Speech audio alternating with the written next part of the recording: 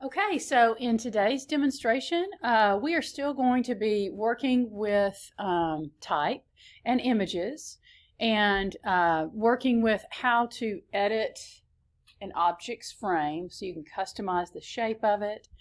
And in this example here, this is one that's been worked ahead. I show two examples of an object, which is this red high heel shoe, where the object frame has been modified. It's been customized to fit the shape of this shoe. And so I'm using it in two different places in this composition. Using it on the front page of this magazine, so it just sits against a transparent background. And it also sits against a transparent background within the text on the interior pages. However, I've also used what's called the text wrapping feature so that we can get some custom, shapes worked into our type elements where the type wraps around it. So I want to walk you through how to do that in this demonstration. I thought we'd add some more type to our cover page just to get more practice with creating these headlines, making good color choices, good style choices for the fonts, and adding effects to them so that they can be read against a busy background like you see here.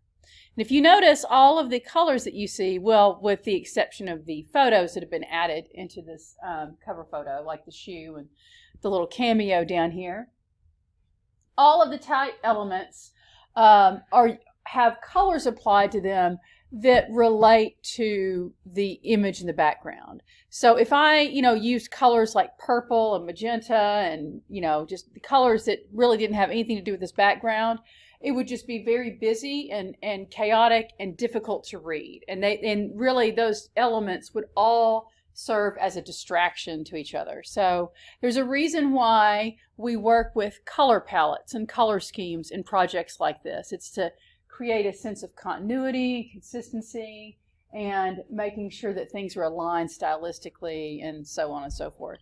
Another thing that I want to go over today is how to create a simple graphic design element. So InDesign is it's not a drawing program per se, but it does give you the capability to create some very simple design elements. And so I've created this little logo element out of a type element, a simple rectangle, and then an oval object or circular object with a gradient that's been applied to it, so that this has looks like it has kind of a three-dimensional look to it. I'll put this in just regular viewing mode so that you can see this without the guide outlines. So here's a little simple graphic design element that I created just in this program. Now again, this is not a graphic design program. This is not the program that you would turn to if you had a lot of visual elements to create. You would probably want to use a program like Illustrator or Photoshop. If you use Illustrator, the nice thing about that, and I know I've said this before, but I'm going to say it again, the nice thing about using Illustrator is that whatever you create in that program is vector art. And so when you place those objects into an InDesign file, InDesign also creates vector art. It doesn't create pixelated graphics, it creates vector art. And so when you import those assets or those visual elements from an Illustrator document into an InDesign document, they immediately embed. So those are not considered linked files like photographs would be. So if you ever need to create some visual elements that are more complex than what you can create in InDesign, I would look at Illustrator and creating those elements in that program and then bringing them over. But you can create some simple elements in InDesign, and they're worth looking at because you never know. You might be working on a project with this program and you might suddenly need to create something on the fly. And so you need to, be familiar with the go-to tools that let you do that.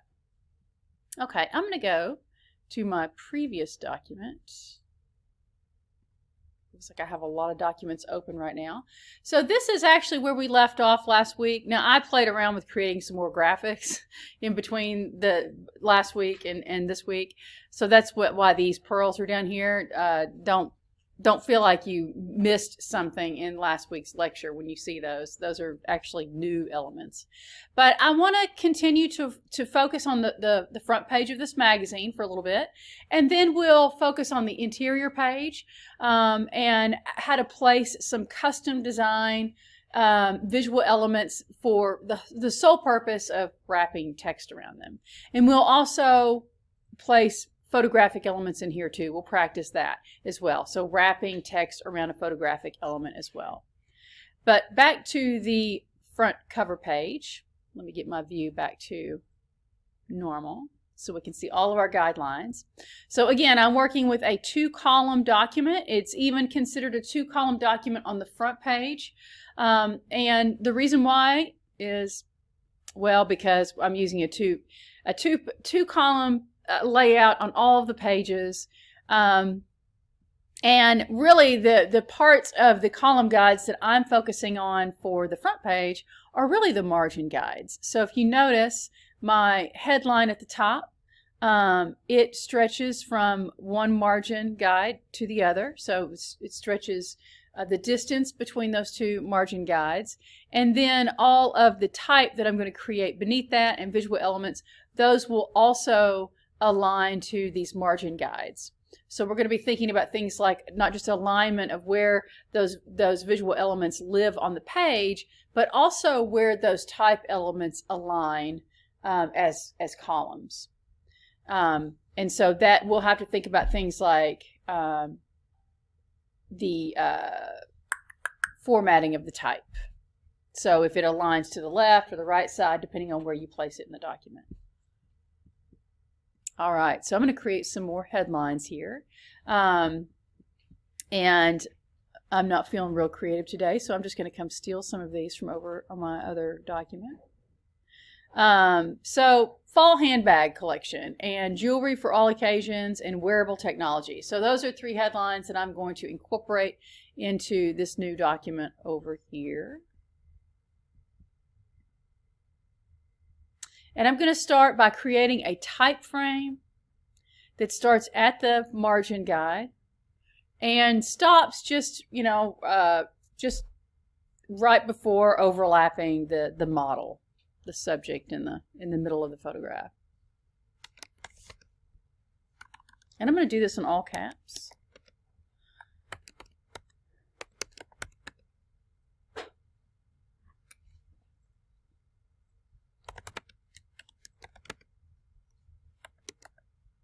I'm just kind of making stuff up as I go along.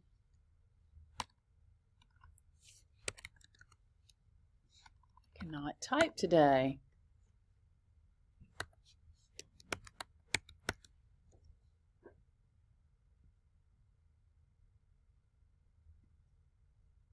All right, so I need to start to style this type out. So the default is always just black type. Looks like it's kind of a Times New Roman or actually Minion Pro.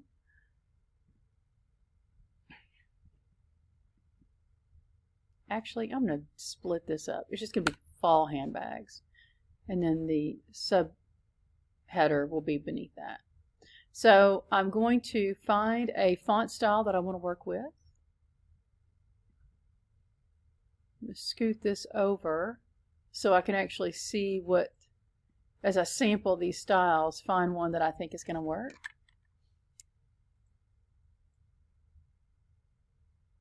And for this, I could probably go with something that's just pretty plain, maybe a sans serif font, something that's pretty straightforward. Microsoft sans serif. Let's try that. And it only has one weight to it. So I'm going to choose one that has more options as far as the line weight.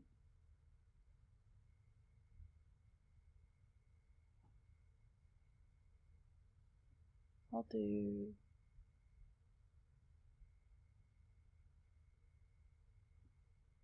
Arial black.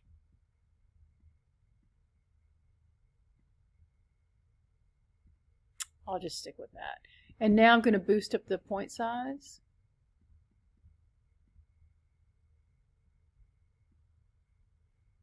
Not bad. And so I could, again, I want to choose colors that work with this background in some way, but also contrast from the background. You can always, don't forget that white is always an option as well. So, and even black if it works for, how it competes with the background or doesn't compete with the background. So you don't always have to choose a color that is pulled from the background. This is pretty hard to see right now. I'm going to put a drop shadow behind that and just see what we get. That makes it stand out a little bit more. And I think I'll move that drop shadow in a little bit more. So to do that, you want to open the effects window up here, or click on this button to open the effects window.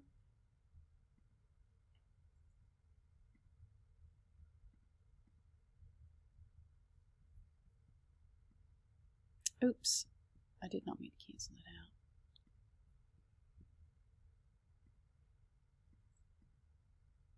I kind of like the drop shadow above. I think it makes it pretty readable. So I'll click OK. And I'm just trying to find a color because I don't want to repeat the same colors too often or too close together. I mean, it's okay to use these colors over, but maybe not next to each other. If I use this color again, I might actually use it over on this side somewhere. If it works, we'll just see. So what's my caption beneath that? I don't have one. So we're going to make one up. Now I want my object frame to wrap pretty tight around the type. So I don't want this hanging down because remember, even though this is, these are type elements and we have other visual elements, they all live within a frame, an object frame. And if these overlap, that gets in the way. If they overlap with other object frames, it gets in the way of the selection process. So it's really important to keep things really well cleaned up. You can bring that in on your own, but there's also a button up here that lets you do that. It always takes me a second. Fit frame to content. So if you click this button right here, it just shores it up for you. And that's a smart way to do it because it also ensures that you're not going to end up with any overset type. And so that's a really, really key thing, especially if you're working with like paragraphs of type. Yes. Oh, I was just earlier. This object frame was it was larger than the type because remember when I created the type, it was tiny inside the frame that I originally created. So once I set the type point size to what I wanted, I still had part of this object frame that was hanging down here like this. And I was just trying to point out that you can do that manually. You can bring those together that way and snug it up to the visual element, or you can always choose this option. Which fits content to frame, but you have to make sure that that content is selected when you hit that button.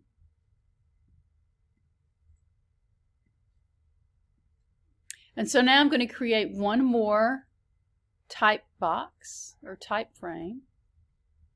And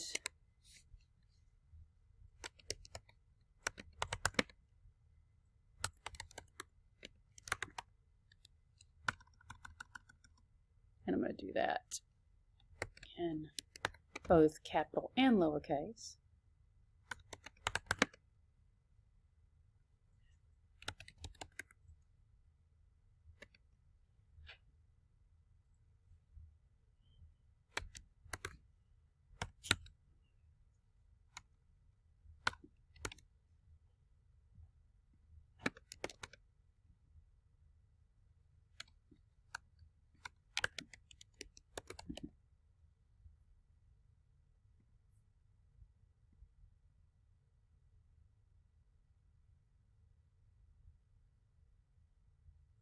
Now I'm going to increase this font size, or actually I'm going to go ahead and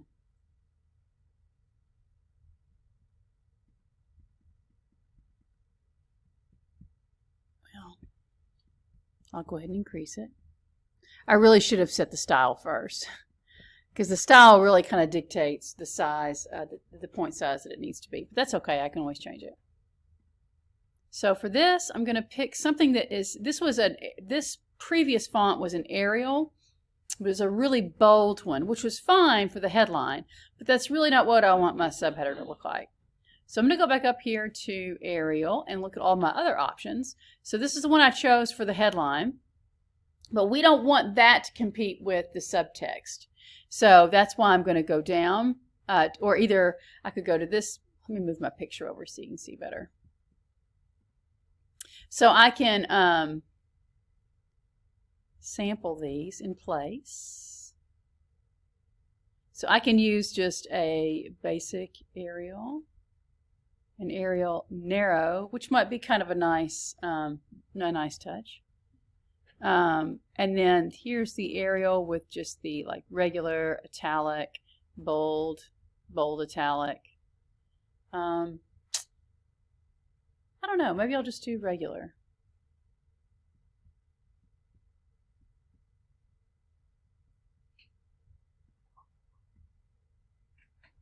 And there we go. And so I lowered the point size down a little bit. I kind of like the way this stair steps down because I think it helps to create the overall shape of the type kind of points towards the model in the middle of the picture. And of course that black type is not going to stand out at all. So we want to select that. And let's just go with white again. So you'll go, once you select the type, just go up here to the type color swatches, choose paper, and then let's put a drop shadow behind that as well. And so I need to kind of move that in a little bit. So to be able to manipulate that drop shadow, you'll want to open up the effects window.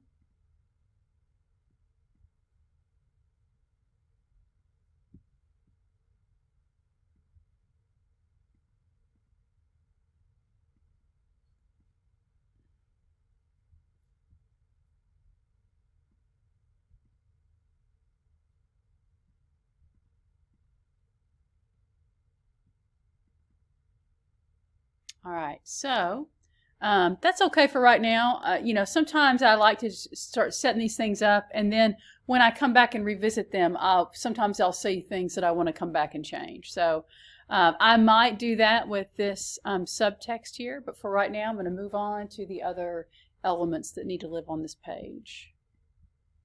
So I'm going to create one for jewelry for all occasions. So I'll create a type frame for that as well.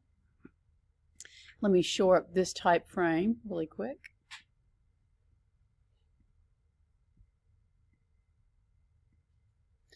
And type my next headliner.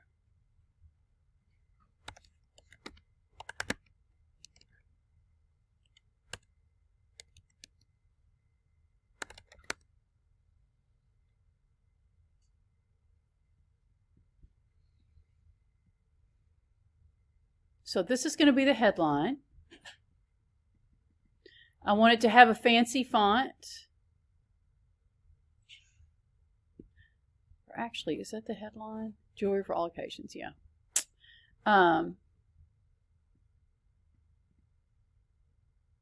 So I'm going to select my type, and I kind of like the brush script, not that.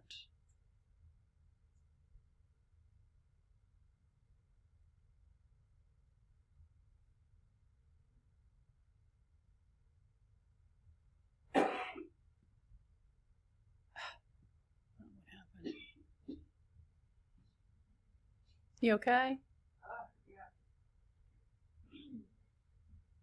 Oh,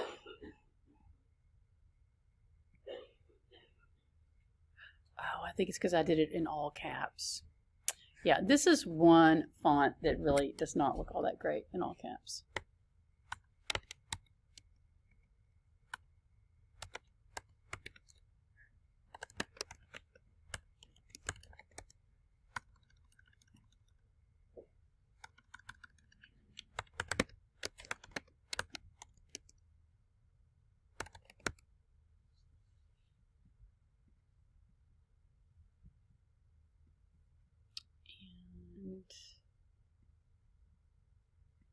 I'll put occasions on the bottom line. I will increase the font size, of course.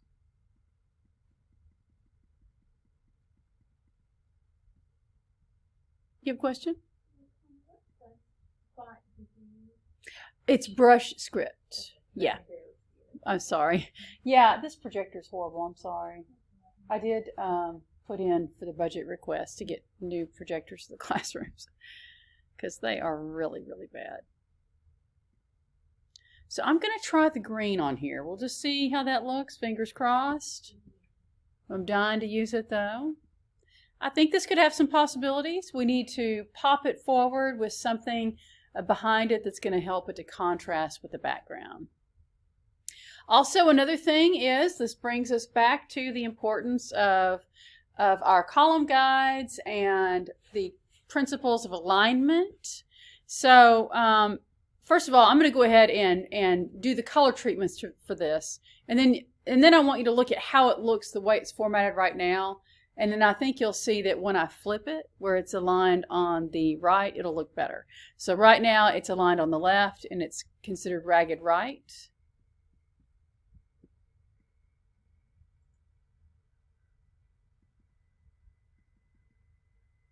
I think I can just select it with the selection tool.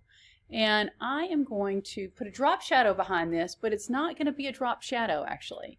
I'm going to choose Effects and go open up the drop shadow, and I'm going to change the color from black to white.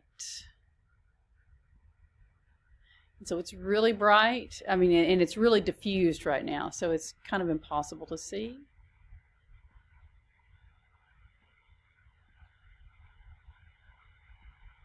And I don't see it yet. Here we go. I reset mine to normal, my mode, and I think that helped pop it forward. So it's pretty crisp. It looks like overset or offset type, which is okay. But obviously we don't want those to want it to be that severely offset, because it looks like there's a great distance between those two lines of type. So we want to bring those in together a little bit more. And so I'm just going to do that by adjusting the offsets. And rarely does the arrow features really do everything that you need it to do. So you'll really have to kind of get comfortable with drilling down. I have no idea what that's going to turn out to be. That's a little too much. Let's put a 0 in front of that. Much better. So I might see what that looks like on the Y as well.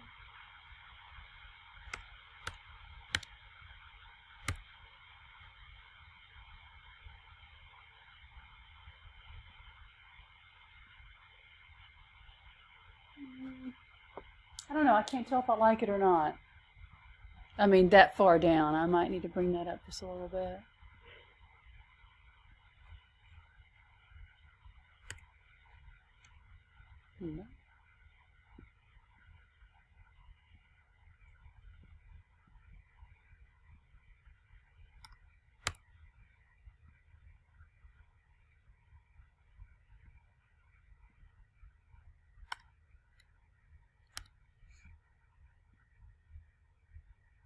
I think that brings it in a little bit better. So these are my my parameters for the X and Y offset. So for X it's 0.025, and for the Y it's 0.015. And I think that helps it stand out from the background a little bit. But now we want to flip that. So, and what I mean by that is not literally flip the type around, but flip the alignment. So right now it's aligned to the left, and we have this ragged right, which creates kind of the whole shape of the type, or the type shape as a whole, kind of points like an arrow to the edge of the page. And so we want to turn that around so that we have a line to the right and then ragged left. So to do that, you just want to select your type, and I would use the type feature. And then you can do this at the paragraph or the character level. I'm going to choose Align Right. And I'm also going to increase the font size to fill that frame better. And that'll also make the type even more noticeable.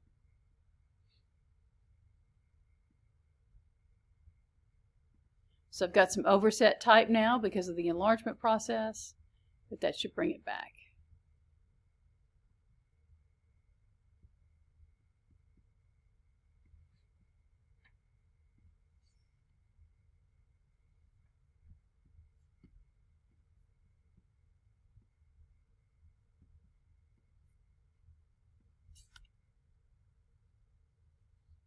Yeah, I like it like that better.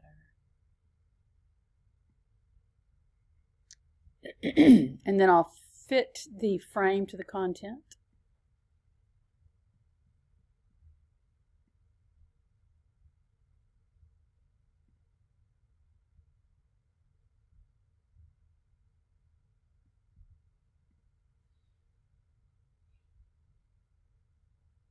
Okay, so then we'll have a little sub header down here. So casual, elegant. You can type whatever you want, or just fill it in with lorem ipsum. I don't care. But actually, I'd rather you try and give it some meaningful, type content. But something that would work for this headline. And I would probably do that type in all white. So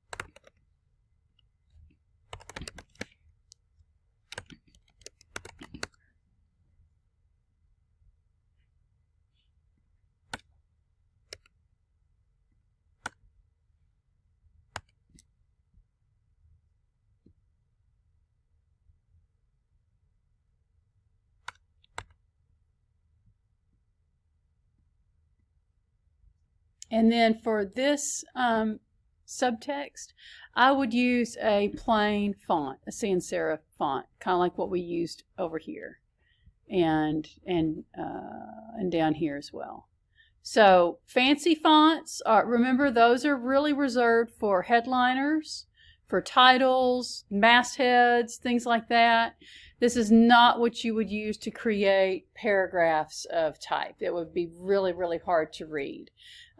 So, just keep that in mind. This is considered a paragraph, and so even though it's just 2 lines of just a few words, it's still considered a paragraph content, and so you want to style it in a font style that's appropriate for that. You can use a serif font, but I'm going to stay consistent with my other subtext subheadliners and go with an Arial or some sort of a sans serif font. So I will go find an Arial that I like. And of course there's the regular, that works out pretty well. And then I want to align this appropriately. So my type is still black. That needs to change. So I'm going to highlight that and assign white to it. It's kind of hard to read at the moment, but if I pop a drop shadow behind there, and of course I need to move it up a little bit, it will make that type stand out a lot better.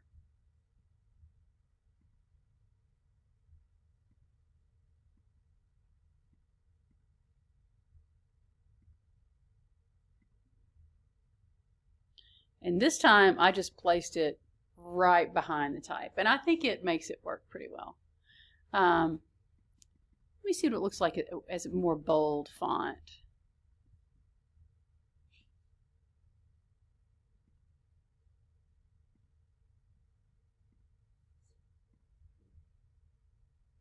I think that makes it stand out pretty well as well.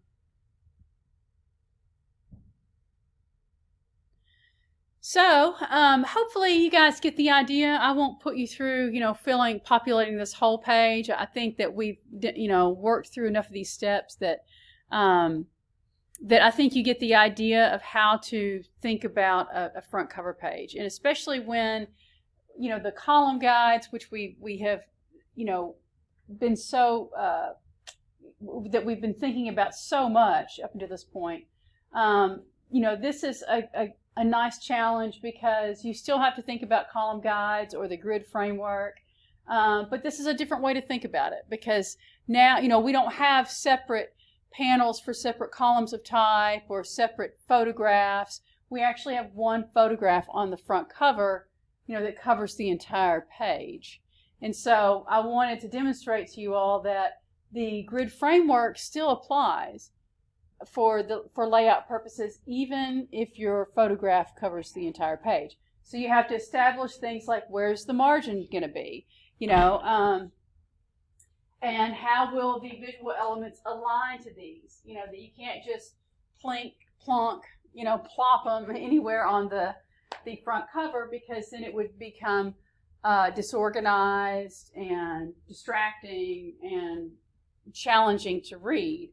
So there really is a working principle at work here for how these visual elements should be placed, scaled, styled, and have color applied to them, so that everything seems to have more of a harmonious union together instead of chaotic and just kind of scattered all over the place.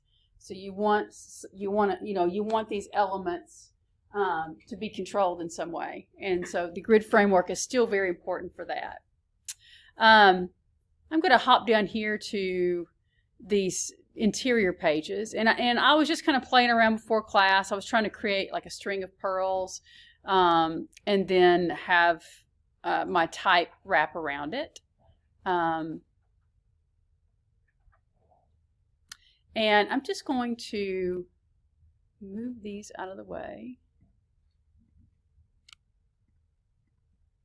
and I will walk you through the steps of how to create some simple graphic design elements. So I'll show you how to create some pearls, or objects that look round. We'll revisit that red slipper really quick, and I want to show you how to create a simple graphic design element as well. So like a little logo element, because you never know when you need to create something on the fly.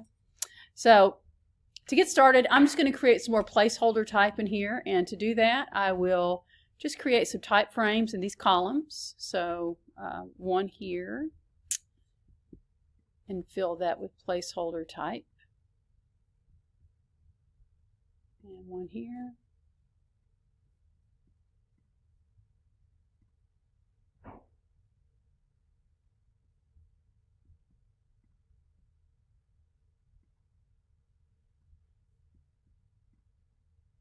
Group those and move those out of the way for a second.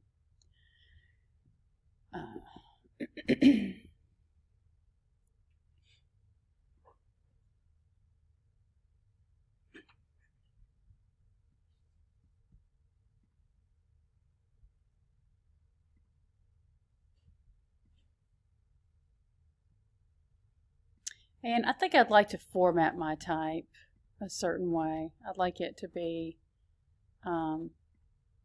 justified with last line aligned to the left. And I'll do that for each of these. I just like those strict columns of type for magazines.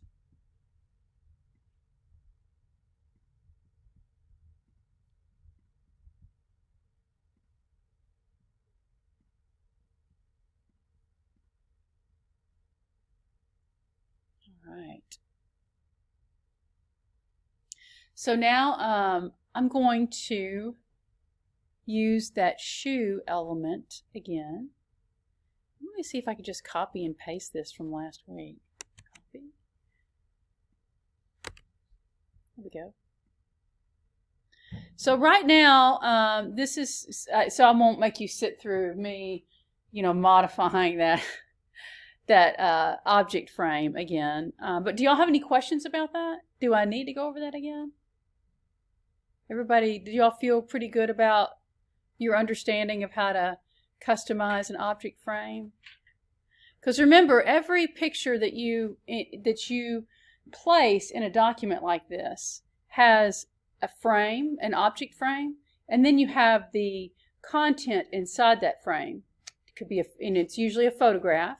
And so I won't demonstrate the whole thing, but I'll just do a quick little refresher. So I'm going to place that shoe image again. So there's the red high heel JPEG. I think I placed it in somewhere that I didn't mean to. Hang on.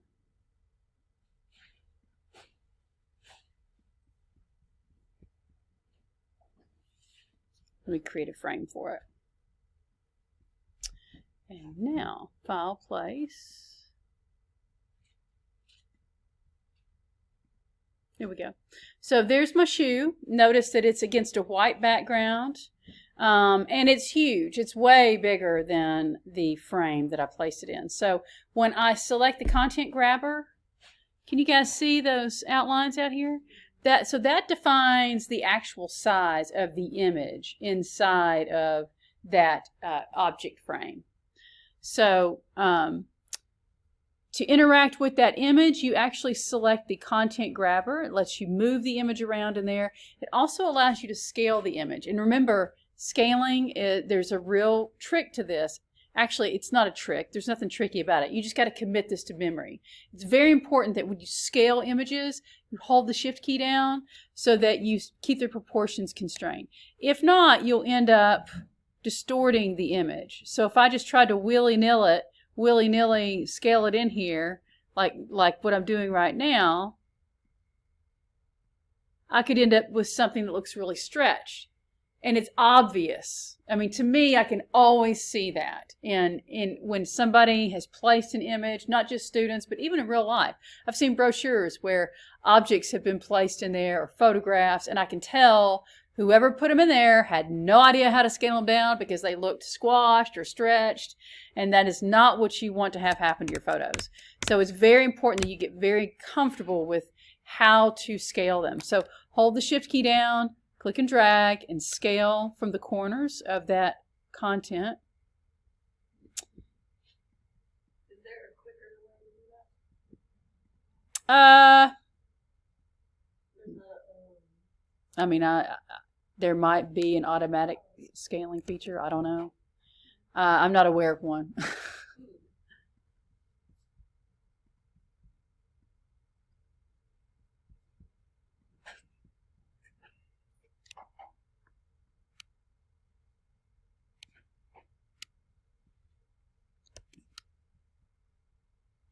So you're wanting to know if there's a way to just reduce the size without having to interact with it directly? Yeah, because I thought it was the same as the one that you the fit content to proportion.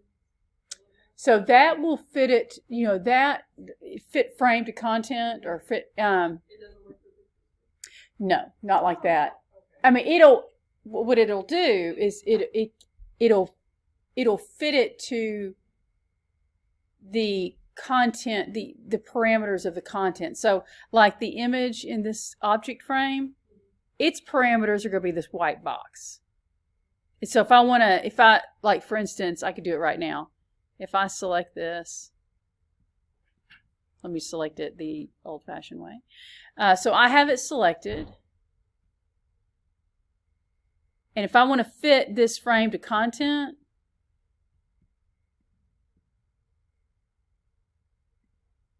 well, let's see.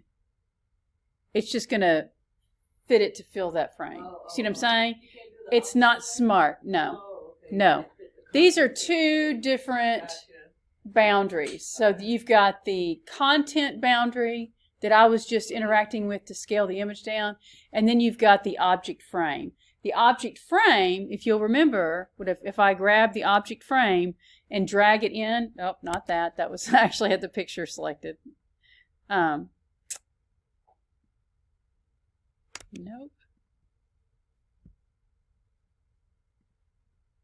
Well, now I need to separate the two. Somehow it merged those two. But the object frame is separate from the content frame.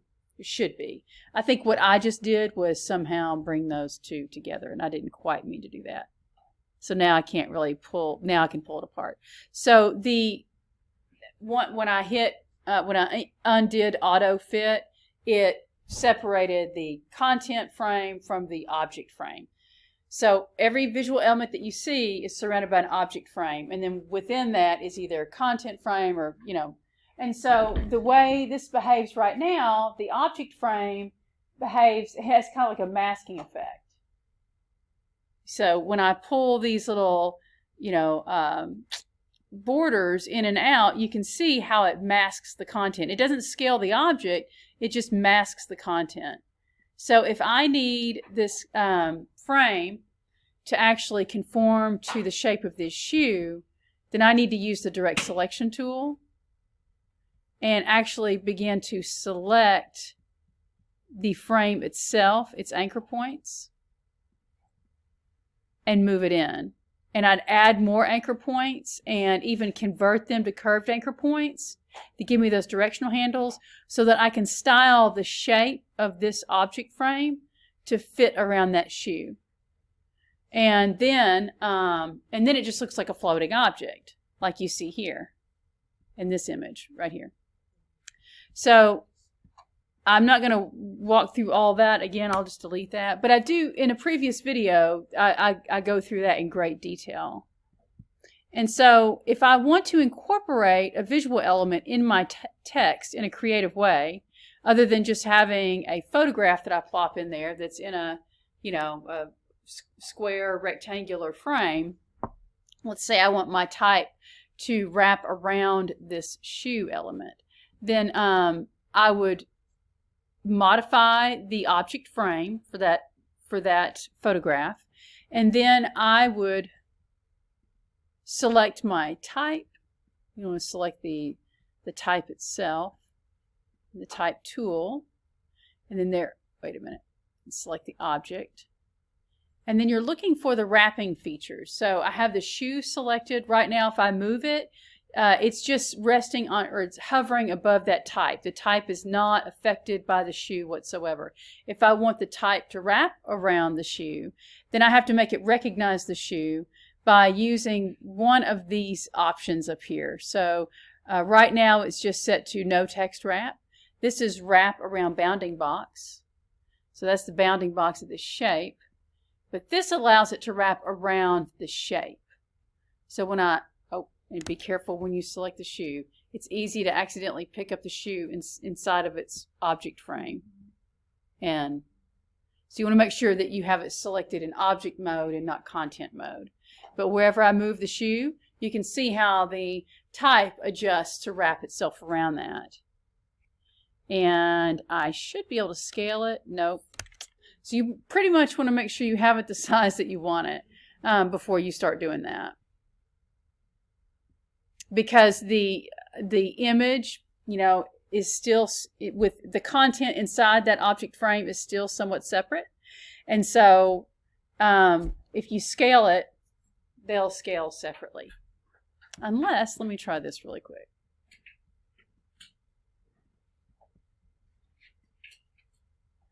Maybe it'll let me scale it now.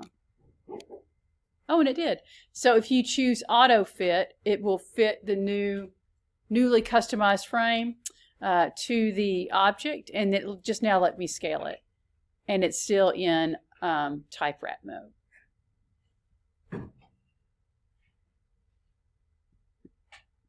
So one more thing I want to go over, because I think everything else is pretty self-explanatory, is how to create a simple graphic design element, like if you have to create a real simple logo on the go. I'm going to use 3 different elements in this. So I'm going to use a rectangle, a character element, so a type element, and then I'm going to create a a round element that looks spherical. So I'm going to start with just this rectangle. Fill that with a color, any color you want. And then I'm going to create a type element. And I'll do the capital letter G. I'm going to boost that up. And I want the G to fit perfectly inside of the larger square. So I can, make the colored square smaller to fit around the type frame, or I can make the letter bigger. Either way, it doesn't matter.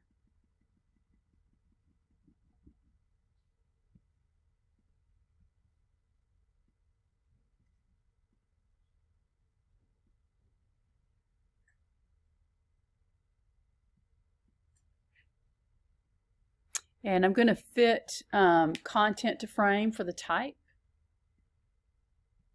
Didn't do a great job, but it's okay.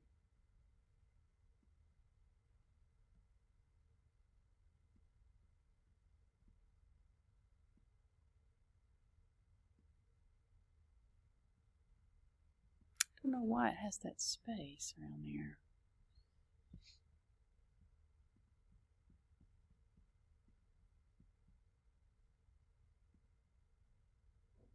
Oh well. All right, now I'm going to make this smaller. And I just want it to touch the sides, all four sides of this letter.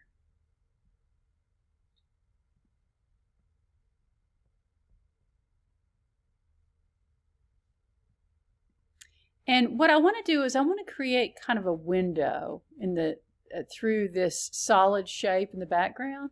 But I want the window to be the shape of this letter G. Well, to do that, to create this kind of cookie cutter effect, I'm going to need to change the behavior of this letter G from being a type element that can be selected and changed to a different letter. I need it to behave like a piece of vector art, just like this square that I created in the background. So to do that, I'm going to select the letter G. In fact, I could probably just select it by clicking on it. And I will go to Type, and I'm looking for Create Outlines. And that is going to convert this G into a piece of vector art. So it actually is now defined by path with anchor points. I could change, the geometry of this shape if I wanted to.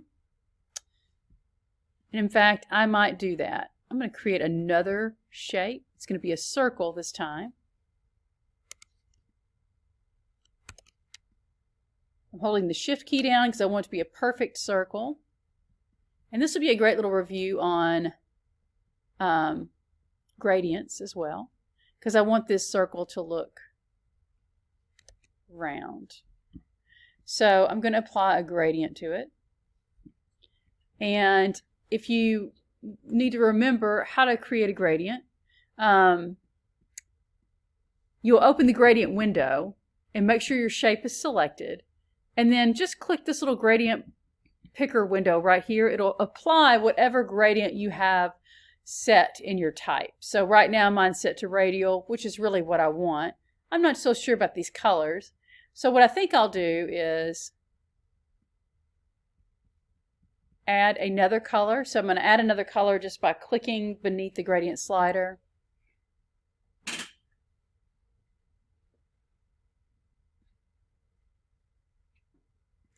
And I'm going to keep it that kind of peachy color. I'm going to take away this gray color, so you can remove colors by just clicking and dragging those color stop blocks down. And then I'm going to add white to this one. So it's going to be a very subtle gradient. Oops, that's not how you do it. Let me undo that. Drag the color from the color swatches window. Oh, there we go.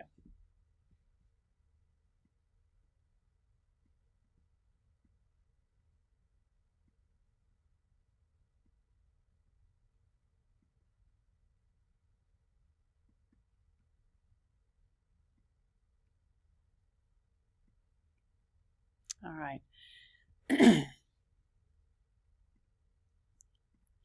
And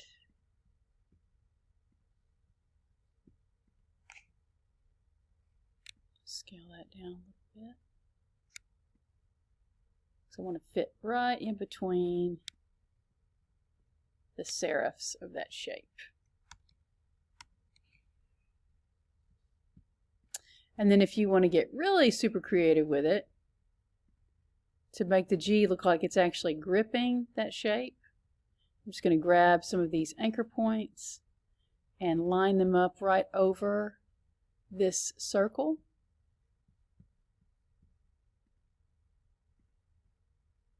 And that looks pretty good. And I'm going to move this out of the way just for a second, because now I'm going to do that cookie cutter stamp that I was telling you about. So to make that happen, again, you have to make sure if you're using letters, you've got to convert that type to outlines. And then this is the shape that I want to punch that shape through. So I need to make sure that I have both of these selected. So I'm going to select the square and then the G. I'm going to come up here to Object and Path. Wait a minute. Do I not have them selected? Both. Select the G.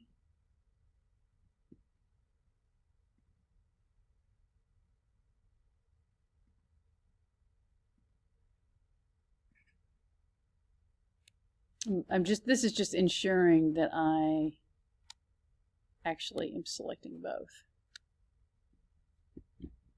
because I don't think that I was earlier. All right. The reason why is because both of those frames were the same size and they were stacked over each other. Remember I was telling you earlier about when you have frames that overlap, it becomes a selection nightmare. So in this instance, the way to really select both of those elements at the same time was to go through the layers palette, find those two layers and select them through this method here. Now they're both selected. Now when I go to Object, Pathfinder or Paths, I can choose Make Compound Path because it's now an option. And now that G disappears. And I can change this to a whole different color. So I would like to kind of offset that with a different color besides this kind of peachy pearl color. And I'll just choose a color from my color swatches there. And I'll place that pearl right back in the middle. And I can group these together. So I can select this and have it behave as one object, which is a good thing to do if you plan on picking it up and moving it around to different places. So I wouldn't put it over the where the pages fold, but I was just getting it out of the way of the type so you can see it a little bit better. All right. So I think you all are ready for your next assignment. However, next week is spring break, and I do not expect you all to work on this over spring break. I will go ahead and upload this video later today. The assignment instructions are in Blackboard. You will create a food magazine. And so here are the instructions, and we'll work on this when we get back from spring break. So if you get bored or you just, want to get a head start, you're welcome to. But I do not expect you all to come back from spring break having started this. So please enjoy your spring break. Have a great time. Be safe, and I hope to see you all again, in face-to-face on Wednesday. So please come back to campus after spring break. People get that itch after spring break, and more people start to dwindle away. But here's the criteria for the food magazine. I will go over it in more detail next Wednesday as well. If there's anything else I need to do a quick little refresher on or demonstration on, I will do that as well the following Wednesday. Not next Wednesday, but the week after spring break. So I hope you all enjoyed this demonstration and have a great break, and I will see you all when we get back.